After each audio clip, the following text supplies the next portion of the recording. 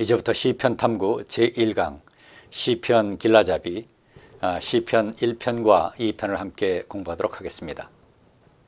시편은 이스라엘 백성들의 신앙 고백 시에 해당됩니다. 이스라엘 백성 오랜 역사를 통해서 전승되어 내려오다가 포로기 이후 제2성전 시대, 다시 말해서 주전 약 5세기에서부터 3세기에 이 시편의 기본틀이 이루어지게 됩니다. 그리고 그 이후에 부분적인 수정 또는 첨가를 통해서 오늘날 우리가 읽고 있는 시편이 된 것으로 추정됩니다. 시편은 거룩한 책입니다.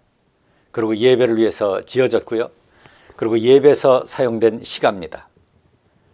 그리고 또한 성도들의 개인적 경건 생활을 돕는 원천이고 또 길라잡이의 역할을 감당해온 아주 중요한 신앙 고백서입니다.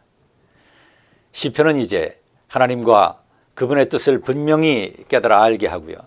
그분 앞에 있는 인간은 어떤 존재이며 하나님은 우리가 어떻게 살기를 원하시는지, 그리고 무엇이 은혜의 길이며 축복의 길인지를 알려주는 방대한 신학적 진리의 책이며 이것은 영감받은 하나님의 거룩한 책이다, 이렇게 정리할 수 있겠습니다. 그리고 이 책은 한 권의 구조체로 그 안에 있는 5개의 소책들이 유기적으로 연결되어 있는 구조로 구성되어 있습니다. 우선 제1권은 1편에서부터 41편까지, 그리고 제2권 42편에서부터 72편까지, 그리고 제3권은 73편에서부터 89편, 그리고 제4권 90편에서부터 106편, 그리고 제5권 107편에서부터 150편, 이와 같이 5권의 책이 서로 유기적으로 연결돼서 오늘 우리가 읽고 있는 한 권의 구조물로서, 한 권의 책으로서 구성되어 있습니다. 이처럼 5권으로 구성되어 있다라고 하는 사실은 모세오경의 5권을 반영하는 것이다 라고 이렇게 이해가 되고요. 그 다음에 시편은 모세오경에 버금가는 중요한 교훈서임을 보여주는 것이다, 이렇게 이해할 수 있습니다. 그리고 바로 이러한 이해의 전통은 70인역까지 거슬러 올라갑니다. 그래서 후기의 전통이긴 하지만 주후 10세기 랍비 전통에서도 이러한 이해는 반영돼서 나타나는 것을 볼 수가 있습니다. 미드라시 테켈림이라고 하는 주석서가 있습니다. 다시 말해서 시편 주석서인데, 이 주석서의 시편 1편 2절의 해석을 보면 다음과 같은 내용이 언급되어 있는 것을 우리가 볼 수가 있습니다. 모세가 이스라엘에게 5권의 율법책을 주었듯이 다윗도 이스라엘 백성들에게 5권의 시편을 주었다라고 하는 말이 나옵니다. 자, 이처럼 이와 같은 전통은 상당히 오래된 전통이고요. 이제 보편적으로 이해되는 그런 내용이다, 이렇게 얘기할 수 있습니다. 모세가 오경의 중심 인물이었다면 시편에서는 다윗이 그 중심 인물이라고 하는 그런 차이가 있을 뿐입니다. 그리고 모세오경이 법의 전수가 하향적이었습니다. 다시 말해서 하나님께서 위에서부터 아래로 내려주시는 그런 법이었다면 시편은 하나님을 향한 고백과 간구라고 하는 차원에서 상향적이다, 이렇게 얘기할 수 있습니다. 그리고 모세오경이 시내산 중심이었다면 시편은 시온산 중심이다, 이렇게 얘기할 수 있겠고요. 물론 이 모든 것이 서로 다 연결되고 융합돼서 한 분 하나님을 드러내고 있다, 한 분 하나님이 누구신가라고 하는 사실을 계시하고 있다라고 하는 차원에서 공통분모를 가지고 있다, 이렇게 얘기할 수 있습니다. 시편은 시편 전체의 서두 역할을 합니다. 이것은 시편의 목적을 계시합니다. 그리고 이것은 복된 길에 관한 안내서라고 하는 의미도 갖고 있습니다. 특별히 이 시편은 지혜적 가르침을 선포한다라고 하는 특징을 가지고 있고요.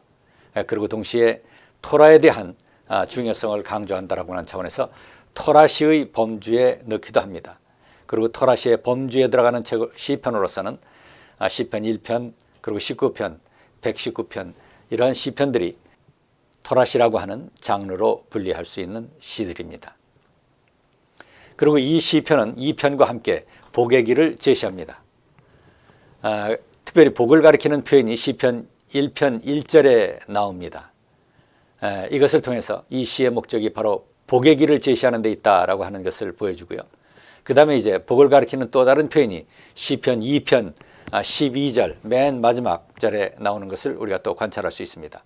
이처럼 한 문장 안에 서두와 말미에서 동일한 표현이 반복되는 것, 그래서 그 의미를 강조하는 히브리 전형적인 표현법 중에 하나가 문두문미 병행구, 다시 말해서 인클루시어라고 하는 그런 표현법입니다.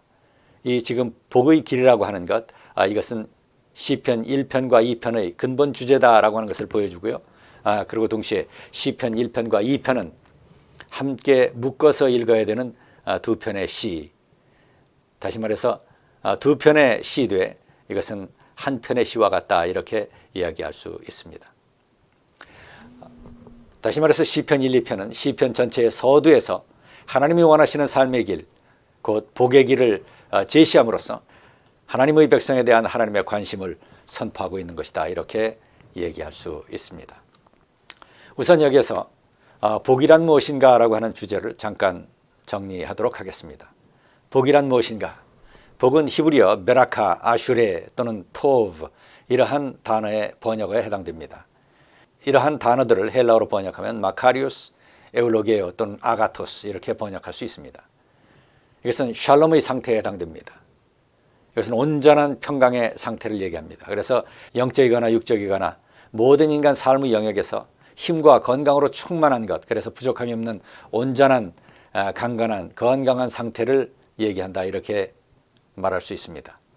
그리고 하나님과 인간의 영적 바른 관계뿐만이 아니라 육신적 건강과 그리고 안녕과 풍요와 평강, 그리고 만족함, 이런 것을 내포하고 있는 것이고요.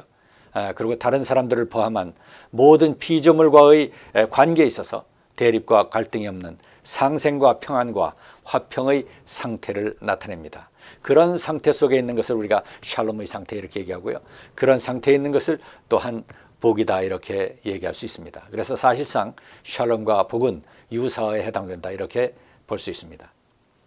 그래서 이러한 모든 상태는, 이러한 온전한 상태는 모든 세상 사람들이 소망하는 삶의 근본적 가치다, 이렇게 정리할 수 있습니다. 우선 여기서 표준세 번역 시편 1편 1절을 함께 보도록 하겠습니다. 복 있는 사람은 악인의 꾀를 따르지 아니하며 죄인의 길에 서지 아니하며 오만한 자의 자리에 앉지 아니하며 오로지 주님의 율법을 즐거워하며 밤낮으로 율법을 묵상하는 사람이다. 그는 시냇가에 심은 나무가 철따라 열매를 맺으며 그 잎이 시들지 아니함 같으니 하늘님마다 잘 될 것이다. 그러나 악인은 그렇지 않으니 한낮 바람에 흩날리는 죽정이와 같다. 그러므로 악인은 심판받을 때에 몸을 가누지 못하며 죄인은 의인의 모임에 참여하지 못한다. 그렇다. 의인의 길은 주께서 인정하시지만 악인의 길은 망할 것이다. 자, 여기서 시편 1편의 내용적 구조를 좀 살펴보겠습니다. 우선 1절에서 3절 이 부분을 A라고 이렇게 얘기할 수 있겠고요. 그 다음에 이것은 다시 의인의 길을 다루는 본문이다, 이렇게 볼 수 있습니다. 그래서 여기서는 우선 1, 2절에서 진술이 먼저 나오고요. 그 다음에 비유가 3절에서 언급됩니다. 그 다음에 두 번째 4절에서 5절 B 부분에 해당됩니다. 여기서는 악인의 길을 다루고 있습니다. 그래서 이 경우에는 4절에서 먼저 비유가 나오고요. 그 다음에 5절에서 진술이 언급됩니다. 자, 그래서 A와 B가 악인의 길, 의인의 길, 이렇게 서로 대조를 이루고 표현 방식에 있어서 진술, 비유, 비유, 진술, 이와 같이 서로 교차적으로 연결돼서 이 말씀의 내용을 전개하고 있다, 이렇게 정리할 수 있겠습니다. 그 다음에 이제 맨 마지막에 최종적으로 6절 보시면 여기서는 A와 B가 융합이 되어 있습니다. 그래서 여기서는 의인의 길과 악인의 길이 결론적으로 대조되는 그런 양태를 보여주고 있다, 이렇게 얘기할 수 있습니다. 그래서 이러한 것이 전체적인 내용적 구조고요.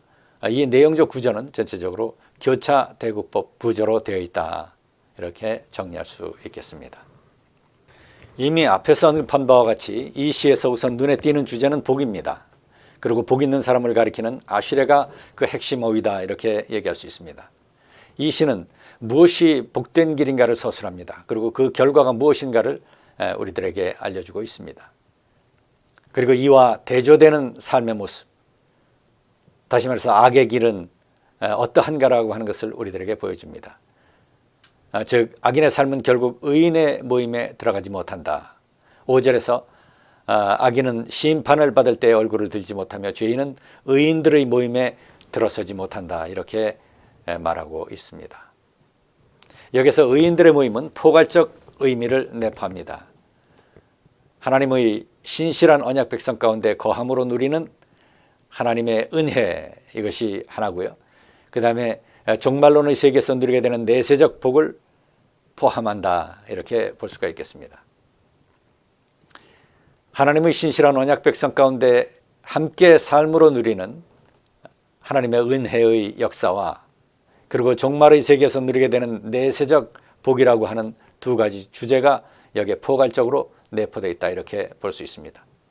특히 이 표현이 우가린 문헌, 다시 말해서 주전 14세기에서 13세기 북서셈족, 오늘날의 시리아의 라스 샴라라고 하는 곳에 위치하고 있는 그런 고대 왕국입니다. 이 우가리 도시국가 왕국에서 왕국의 문헌이 1928년서부터 프랑스 고고학자들에 의해서 발굴되기 시작해서 이것이 성경 연구에 굉장히 많은 도움이 되는 원천적 자료를 우리들에게 제공하고 있습니다. 그래서 이 학문 영역은 굉장히 많이 발달된 그런 영역 중에 하나고요. 그래서 이것을 우가리톨로지라고 하는, 다시 말해서 우가리탁이다라고 하는 그런 차원에서 이제 학문적으로 분류해 놓은 그런 영역이기도 합니다. 바로 이 표현이 우가린 문헌에서 영원한 이상세계 또는 영원한 생명의 소망, 다시 말해서 종말론적인 의미를 갖는다는 것에 우리가 주목할 필요가 있습니다. 악인은 영생의 축복을 누리지 못할 것이라는 것입니다. 그래서 이와 같은 이와 관련된 내용은 여러분들이 미첼 다훗이라고 하는 학자에서 쓴 Anchor Bible Commentary Psalms 시편 주석서를 참고하시면 도움이 되리라고 생각합니다. 그리고 1, 2절에서 1절은 우선 삶의 구체적 면모를 나타냅니다. 악인의 길, 죄인의 길, 오만한 자의 자리에 앉지 않는 것, 이것이 하나님이 원하시는 삶의 길임을 선포합니다. 그리고 2절에서 이러한 삶의 실천을 위한 기초에 해당되는 문제를 다룹니다. 이것이 곧 영의 양식이라고 할 수 있는 말씀 공부입니다. 말씀을 기뻐하며 주야로 묵상하는 것, 이것이 바로 성도들의 필수 의무다라고 하는 사실을 선포합니다. 여기서 율법으로 번역된 히브리어 토라는 가르침 또는 교훈을 의미합니다. 이것은 바로 이스라엘의 법 정신에 부합됩니다. 이스라엘에게 법은 하나님의 은혜의 선물입니다. 그래서 이와 같은 이스라엘 백성들의 법 감정 또는 법 정신과 관련돼서 제가 유튜브 성경 Q&A 제2강에서 소개한 바가 있습니다. 이스라엘의 법 감정 우리와 같은가 라고 하는 주제로 이스라엘 백성들의 법 감정과 법 정신에 관해서 간략하게 언급해 놓았습니다. 참고하실 수 있겠습니다. 시편 1편 보시면 복 있는 사람은 악인의 꾀를 따르지 아니하며 죄인의 길에 서지 아니하며 오만한 자의 자리에 앉지 아니하며 오로지 주님의 율법을 즐거워하며 밤낮으로 율법을 묵상하는 사람이다. 아슈레 하이슈 아쉐 로 할락 바 아잣 레샤임 우베 데렉 하타임 로 아마드 우베 무샤브 레찜 로 야샤브 키임 베 토랏 아도나이 헤프조 우베 토라토 예흐게 요맘 발라일라, 이렇게 되어 있습니다. 자, 여기서 아슈레 그러면 복 있는 사람이다. 아슈레, 이것이 이제 헬라어로 번역하면 마카리오스에 해당됩니다. 하이슈, 못 못하는 사람, 아쉐르로 할락. 아쉐르라고 하는 것은 여기서 관계 대명사죠. 로 할락, 그러면 걷지 않는다, 따르지 않는다. 로, 부정어죠. not에 해당됩니다. 할락, walk. 그래서 바아짜트, 에자에서 나오는 말입니다. 에자 연계형, 아짜트.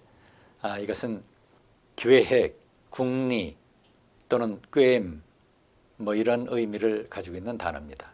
그래서 아짜트 러샤임, 러샤임 악인의 꾀, 악인의 계략, 악인의 계획, 이런 것에 따르지 않는 사람은 복되다. 아슈레 하이샤쉐르로 할락 바 아짜트 러샤임 우브데렉 하타임, 하타임은 이제 죄인을 가리키죠. 베데렉, 데렉은 길입니다. 그래서 죄인의 길에 로아맛, 서지 않는 사람. 우베무샤브 레찜, 레찜 오만한 자의 자리 모샤브 로 야샵 오만한 사람의 자리에 앉지 않는 사람은 복되다, 복이 있다 이렇게 얘기하고 있습니다. 그 다음에 이제 2절 보시게 되면 키임 베토라 타도나이 헤프조 헤페츠 이건 기쁨이란 말이고요. 즐거움 이런 것을 의미합니다. 그의 기쁨이다. 그의 기쁨이 어디에 있다. 베토라 타도나이 무엇 안에 토라의 연계형에 해당됩니다. 그래서 토라 타도나이 그러면 여호와의 율법, 주님의 율법 안에 기쁨이 있는 사람, 주님의 율법 안에서 기쁨을 찾는 사람, 주님의 율법을 기뻐하고 즐거워하는 사람. 그리고 우베 토라토 예흐게 우베 토라토 그의 율법을 예흐게라고 하는 것은 하가에서 나옵니다. 하가는 읍조리다, 중얼거리다, 또 낭송하다, 속살거리다, 조용히 말하다 이런 의미를 가지고 있습니다.